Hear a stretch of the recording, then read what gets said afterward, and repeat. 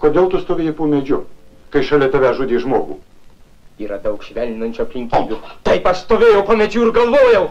Tikrai buvo apie ką galvoti, jūs nežinot, kokioj padėtyje aš tada gyvenau. Teisinatis.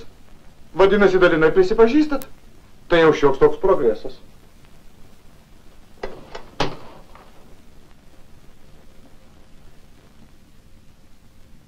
Klausykit. Ir vis tik, kodėl jūs tada stovėjot po medžiu?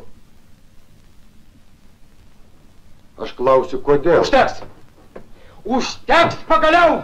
Aš nebenoriu daugiau šito girdėti! Klausykit, draugas Rimša, tai mano sąžinės reikalas! Tai vien tavo sąžinės reikalas?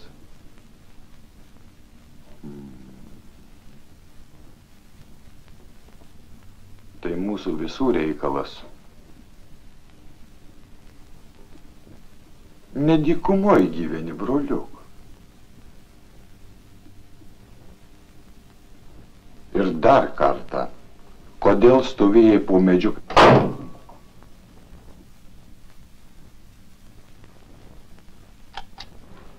Ir dar kartą, kodėl stovėjai po medžiu, kai šalia tave žudė žmogų?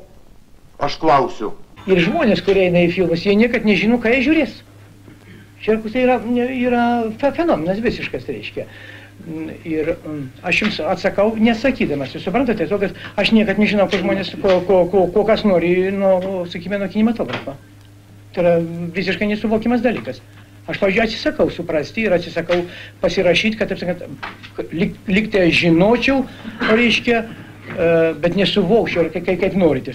Aš iš tiesų nežinau, sakykime, ko žmonės eidami į kino teatrus laukia.